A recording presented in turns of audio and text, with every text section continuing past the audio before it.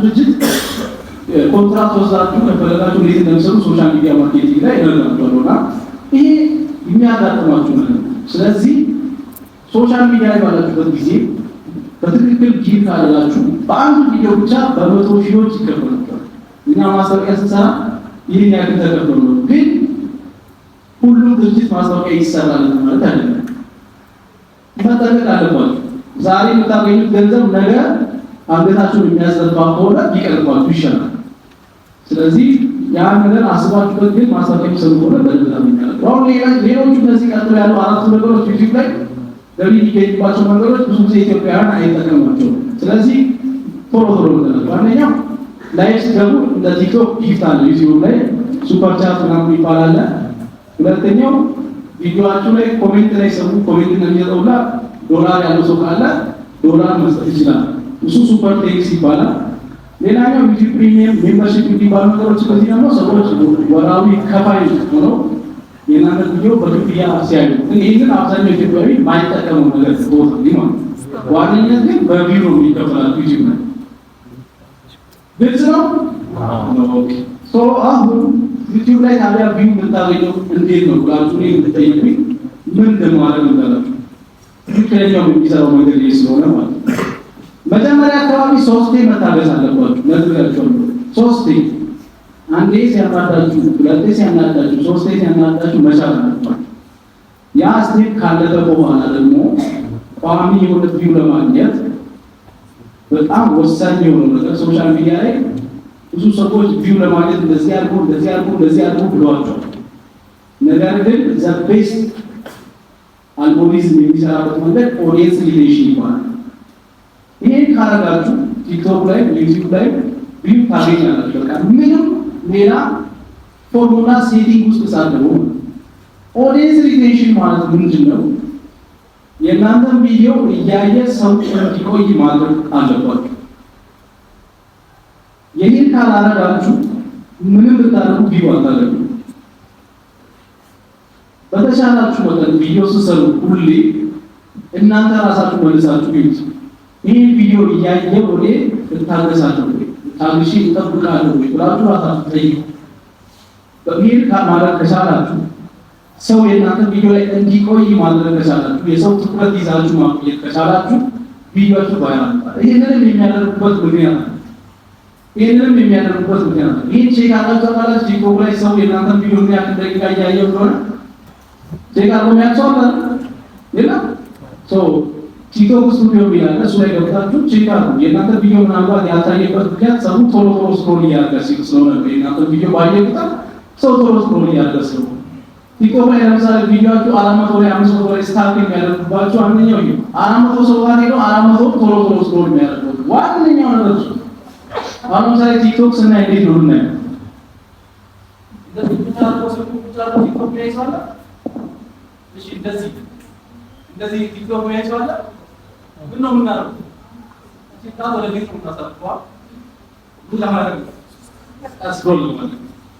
ስለዚህ ሰው ስክሮል ለማድረግ ሬዲ የእናንተን ቪዲዮ ዩቲዩብ ላይ ነው ከፍቶ መልሶ ነው ማለት የእናንተን የምታወሩት ነገር ካልጣም ትኩረቱን ካልያዘ ስክሮል ለማድረግ ሬዲ ሁሉም ሰው የዛን ሰው የጣት ስክሮል እንዳያደርግ ባለ ማቆየት ከቻለ ከዛ በኋላ ቪዲዮ ቫይራል ይወጣል። ብዙ ሰዎች ላይክ ያደርጉታል፣ ብዙ ሰዎች ኮሜንት ያደርጉታል፣ ይበልጥ እያደገ ነው። ስለዚህ ያንን ማድረግ የሚችሉበት አንዱ መንገድ ልንገራችሁ። ሰው ስክሮል እንዳያደርግ ምን ማድረግ አለበት?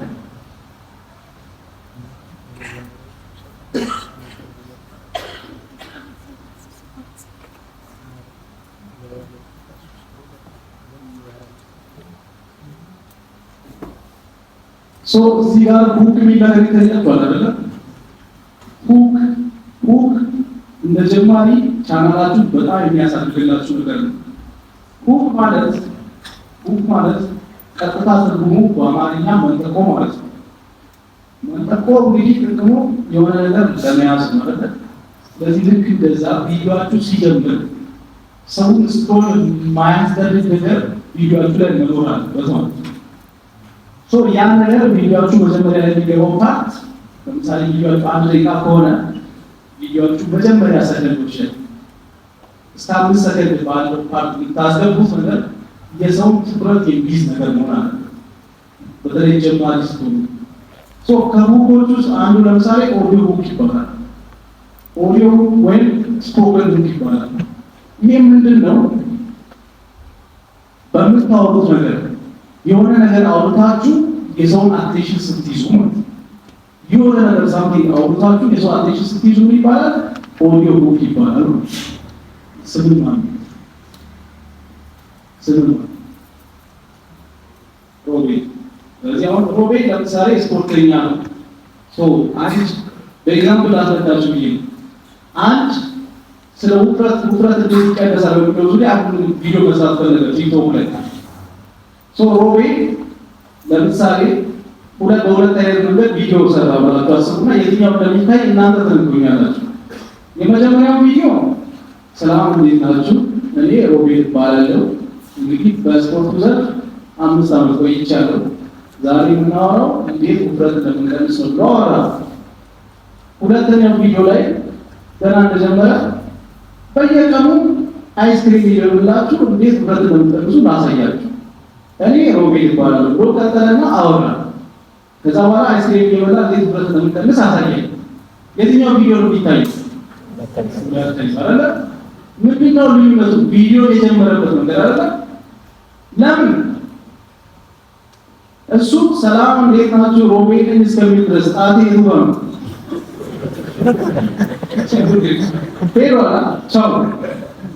ቻው ስክሮል ነው ማለት ነው። ትዕግስት የለንም ሰው እንዳጣይ ትዕግስት የለም።